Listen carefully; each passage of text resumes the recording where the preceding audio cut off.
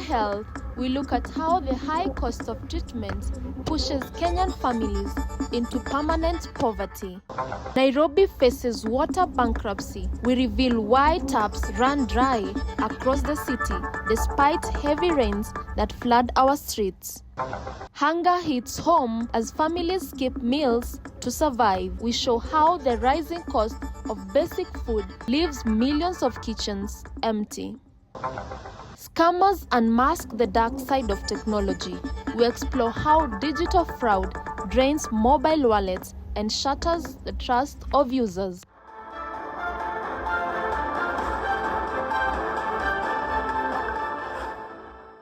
Hello and welcome to Infosight News, coming to you live from TV7 Newsroom.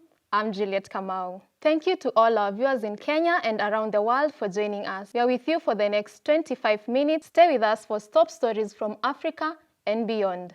This is Infosight News. You can join the conversation on our social media handles on X, Facebook, and Instagram at Infosight News, and the hashtag remains #Infosight News TV7.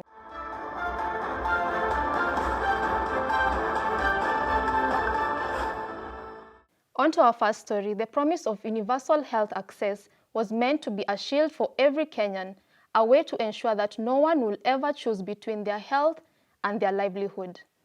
Families are encountering a system riddled with hidden charges, supply shortages, and an over-reliance of direct payment at the clinic door. This is the health poverty trap. Our correspondent Mildred Odhiambo files this special report. Universal health was the dream, but in the villages and slums, the dream feels like a distant memory. When a family faces an illness, they don't find a seamless system.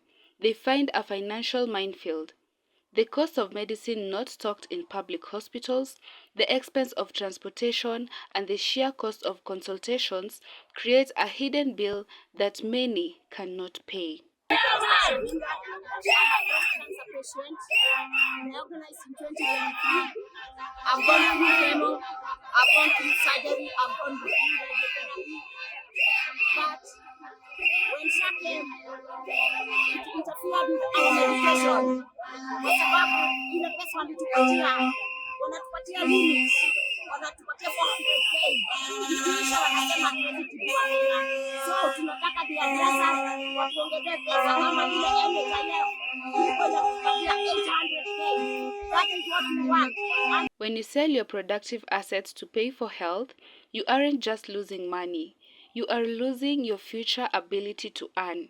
You are trading your independence for a medical receipt. The system is currently disconnected. It isn't just the high cost of care. It's the fact that families are forced to pay out of pocket for services they should have had covered.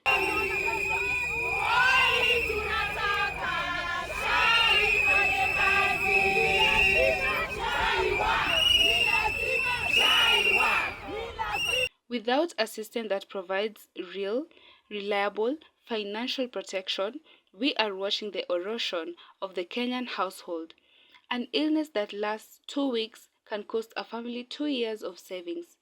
It is simply a life-changing tragedy. Joining me live in this discussion is our correspondent, Mildred. That is a heartbreaking report. We hear a lot about health reforms in the boardrooms, but you've been talking to families. How does this become a lifetime debt? Juliet, it's a cycle. When a family sells their land or their livestock, the very things that grow their food and provide their income, they no longer have the capital to farm. The children often have to drop out of school to help generate income. The debt is not just the cash they paid at the hospital, it's the years they lose trying to rebuild their lives. Beyond the bills that we hear about, you've been on the ground. Do these families have anyone they can complain to, or are they just told to pay and leave? Most families I spoke to described a total of lack of anyone to help them. They feel completely ignored. When they raise concerns about overbilling or missing medicines, they are often told that the system requires it. If you had to sum up the one thing that these families say, what will it be? Is it money, or is there a specific breakdown in the system that they keep pointing to? Families keep telling me that if the billing was clear and if the hospital actually had the medicine they are supposed to have, they wouldn't be running to private pharmacies at high prices. They aren't just asking for handouts, they are asking for the system to work as promised so they don't have to finance the gaps with their own savings. To help us analyze this crisis from the lens of a community well-being, I am joined by Dr. Mugo, a medical doctor at Nairobi Hospital. Dr. Mugo, we see the official government reports claiming that the health coverage is expanding and facilities are being upgraded. But when you walk through these hospital wards, you see completely different reality. Why is there such a massive gap? Well, the disparity results in the different metrics you use to measure success. So officially the government uses metrics like how many hospitals are being built, how much money they are allocating for healthcare financing. But in reality, on the ground we use different metrics. We want to know how many patients are actually treated. Are they actually being treated well? Okay, so that's the reality on the ground. So the difference is the different metrics that we're using to measure success. So the government is measuring success in terms of the amount of money they allocate and the amount and the number of hospitals they're building. But for us on the ground, we want to see how many patients are actually benefiting from our healthcare system.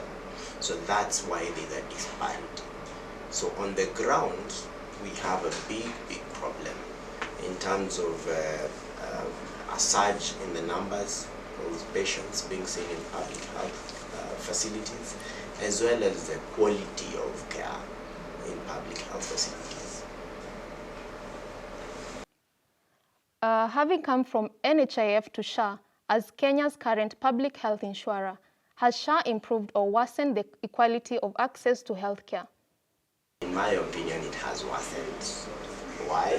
Because if you compare rural and urban areas have more hospitals, more patients, more healthcare providers compared to rural areas. So remember, the SHA financing model is a need-based model. So the more patients you're seeing, the more money you get. So obviously, urban areas will get more money. So then it would require a lot of deliberate effort by the government to ensure there is a bit of equality. If you were to issue a warning to the policy makers, what would it be? We need a lot of accountability, because even if we say we are increasing SHA financing, that means we'll just be increasing corruption, because already as it is, money is getting lost. So unless we set up accountability patterns and measures, we'll just keep increasing corruption, and this system won't work if we don't do that. On to our next story. It is a paradox that has left millions of Nairobi residents both frustrated and baffled: water bankruptcy. Despite the recent devastating floods that have left our streets submerged and homes destroyed, taps across the country remain dry. We are seeing a growing crisis where water, a basic necessity, has become a traded luxury. A situation where the very water flooding our doorsteps is apparently unavailable. We want to hear your story. Are you wading through the flooding water just to reach a vendor to buy clean water? Is your estate drowning while your taps running dry? Share your videos with us on X at #waterbankruptcy Nairobi. Our correspondent Kennedy Kigera has been tracking the flow to find out why Nairobi is drowning but thirsty. In Nairobi, water is everywhere except where it is needed. The recent floods have turned our roads into rivers. Yet in the estate of Embakasi, Langata and Kasarani, the taps have been dry for weeks. We have the water challenges. Water normally comes once a week, which is on Saturday or maybe Friday night sometimes to Saturday morning hours. And that really affects us because since water is a basic need, it's a big challenge for us. And about the costs, 1 unit goes at around 200 shillings per unit. So it's not available always. It's again costly. So it's a big challenge around this area. For the average household, water bankruptcy is the cruel reality of watching a flood destroy your household you don't have a drop to cook with. The system seems to be reaching accountability, while the government talks of pipe burst caused by the rains. The increase of private water vendors suggests a different story. It is a tragedy of governance, where the abundance of a natural disaster is turned into an artificial shortage for profit. Nakumbuka ilikuwa Friday jioni wakati tulikuwa tunafunga kazi. Kulinyesha mvua moja kubwa sana ambayo ilitufungia hapa jijini Nairobi, na tuliteseka sana kabla ya kupata means ya kwenda kwa nyumba. Na tulipofika nyumbani, hata tone la maji la kukunywa au kuoga hakukuwa. Nikashindwa, kwani hii Nairobi kazi inafanyika namna gani? Maji tunaacha ikimwagika huko nje, lakini kufika kwa nyumba hakuna hata tone la maji. Shida iko kubwa sana ya maji. Here at High Rise, the taps are dry, a clear indication we are living through a water bankrupt crisis, where we do not have enough water in our residential areas. As residents went through this fast to go buy expensive water from tankers. The question remains, is the system truly broken, or is it being broken on purpose? Kennedy Kigera reporting for TV7 Nairobi. Now in studio, I'm joined by Matthew Perez, who is a water engineer. Welcome, Matthew. First, when we say there is water bankruptcy in Africa, what kind of state is this? When we talk about water bankruptcy, my goodness, you see, earlier this year, I believe in January, the World Bank, not really the World Bank, but the UN say that the world, the globe has entered into a space or an era of global water scarcity, also bankruptcy. So when that report came out, I was like, wait a minute, what is not happening in the world? So you see, we are soldiering on to see that day come. We have had cases of like Mau Forest in Kenya. Water comes from the forest. Right now, about a quarter out of the 400,000 hectares of the Mau Forest, it has been depleted by human beings, human activities. So when it has been depleted already, it means it's chaotic. It has become chaotic. So if we want to get to a point of restoring the waterways, the dried up parts and roots of the water, we have to bring the conversations again of reforestation. And I love what the government of Kenya is doing. It has promised to do what? To plant 1.5 billion trees annually. And in a scale up to 2032, it targets to have planted about 15 billion trees. So I think by doing that, we will get to a point whereby we will no longer be speaking or even whispering about water scarcity, because at the end of the day, it will bring Kenya to a point of 30% tree coverage. And you know, when trees are all over the place, water is no longer going to be a thing of the past. As a country, do we have water reservoirs that are set for these eventualities? Because Kenya as a country has no clock about water scarcity, that is water bankruptcy. In 2013, a certain research was done, and in Turkana County alone, they found two reserves. So that is Napu, the Napu Reserve, and the Lotikipi Reserve. The report said that by tapping the water in those reserves, Kenya will no longer talk about water scarcity for around 70 years. That is around to 2100, like 2096, for 70 years. But what did the government do? The government is very, very slow to stamp water scarcity out. So in cities, and you have been in the city, and you will agree with me that water borders are dotting the town, the city. The urban developers, those that are able, they are drilling boreholes in the city. But now to the common mwananchi in Turkana, in places like Marsabit, beyond, they are with jerrycans on their shoulders. Let's see what we have online. On X, at Hakietu says, if the rain can fill our streets, why can't it fill our pipes? Someone is closing the valves. Hunger is no longer just a tale. It has reached the heart of our city. Coming up after the break, we look at how families are now making the unthinkable choice, which meal to skip today. Don't go anywhere. This special report is next.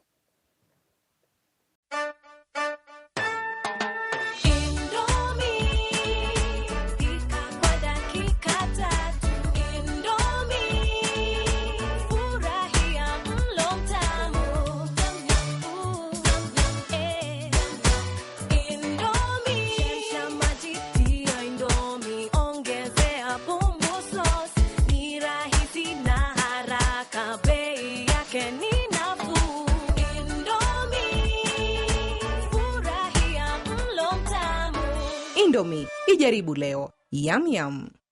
Welcome back. We now turn to a crisis that is hitting hard the foundation of our survival. Food insecurity is no longer just a distant headline. It is a daily struggle for millions. Are you feeling the pinch of rising food prices at the market?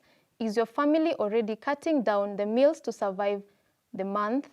Talk to us on X at #HungerHitsHome. Our correspondent Grace Gitao has been talking to families and food vendors across Nairobi and files this report.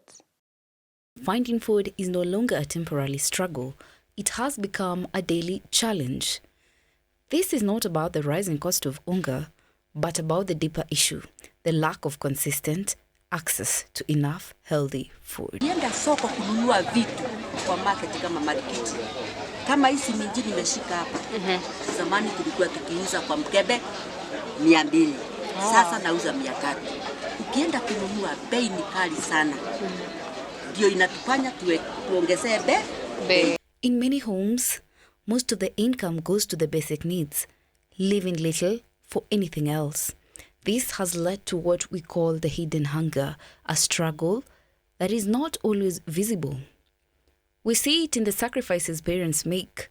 Some go without, so their children can eat, often surviving on the little just to ensure the children have something before school.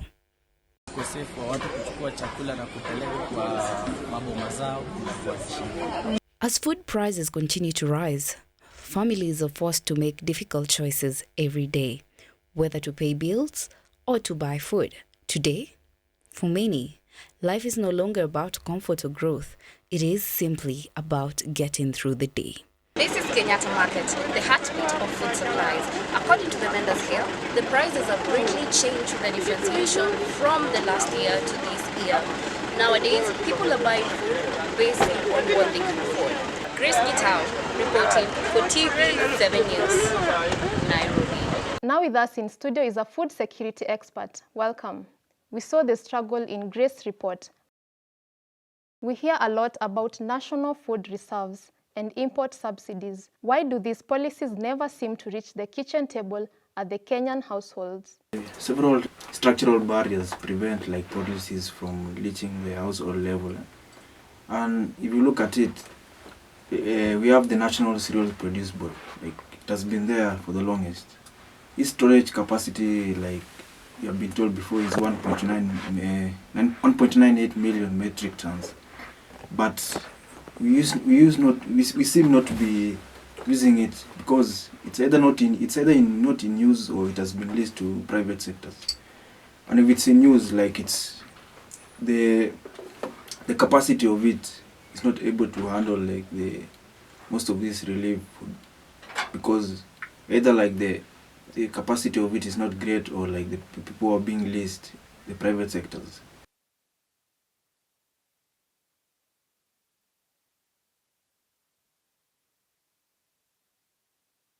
A child not to be able to access food, like for them to be depending on the relief food, where they go to school hungry, they're not able to concentrate, they are in a very high state of sadness, of anxiety, just like they can't concentrate because they're hungry, there's no food in the system, and they can't just depend on the relief food, because like a cup of porridge or a plate of kideri is not enough for to sustain the child, or to have that continuous development of their brain capacity, which is quite an important thing for the continuous development of a child. And most of the time it leads to chronic malnutrition, and that one is quite hard to solve when the child is only having 1 meal a day.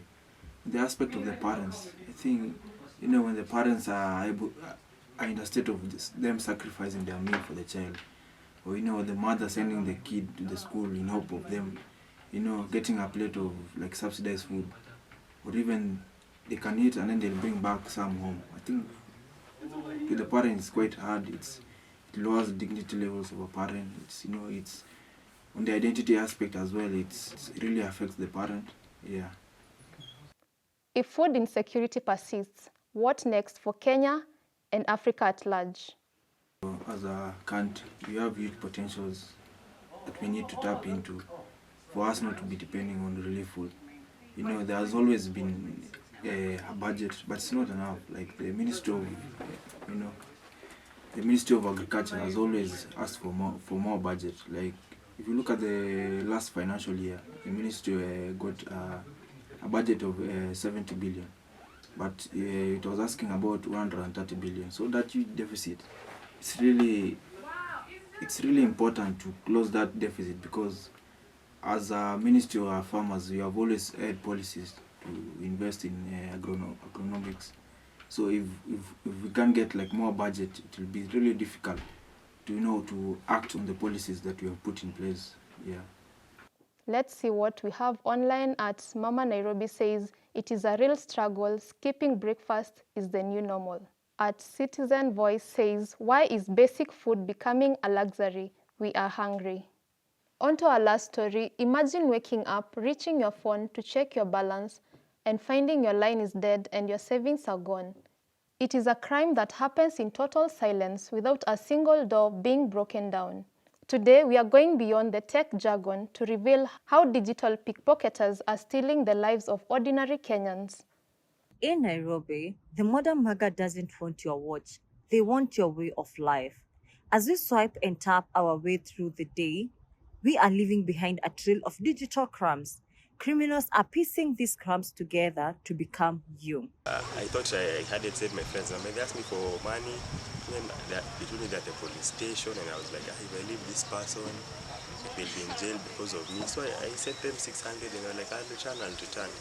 So and then I called my friends whose name is Adan. I asked them, where's the money? And then they told me like, I didn't ask you for money. I was like, you don't send money now.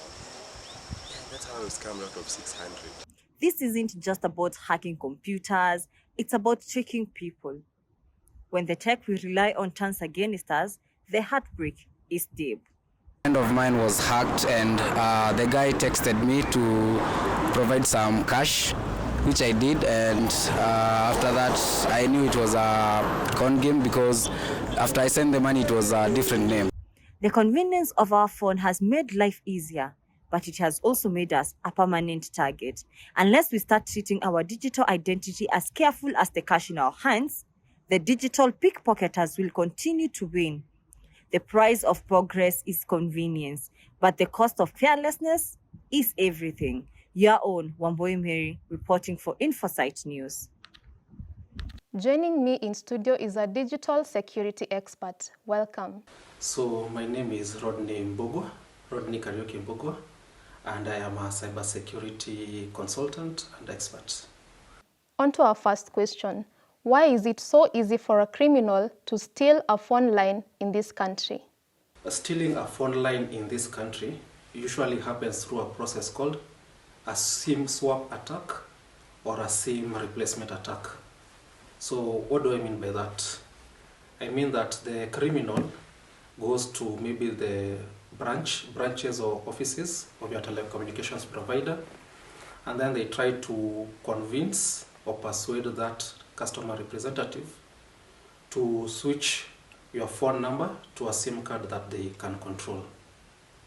So the reason why it's so easy to do that is because that particular system relies on a lot of manual processes. And also, in addition to that, you find that the information that the criminal needs to achieve that is something that can easily be found in the public domain.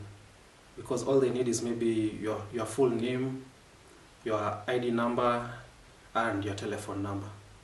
And with those details, they can either go to those particular branches with maybe a fake ID and just try to impersonate you and get the customer representative to make that switch. For the person watching at home right now, what is the one red flag they should look for to know if they are being targeted? Yeah, so what I will at least advise is, if your phone suddenly starts going out of service all of a sudden, you should at least be a bit skeptical. You should try to determine why that's happening.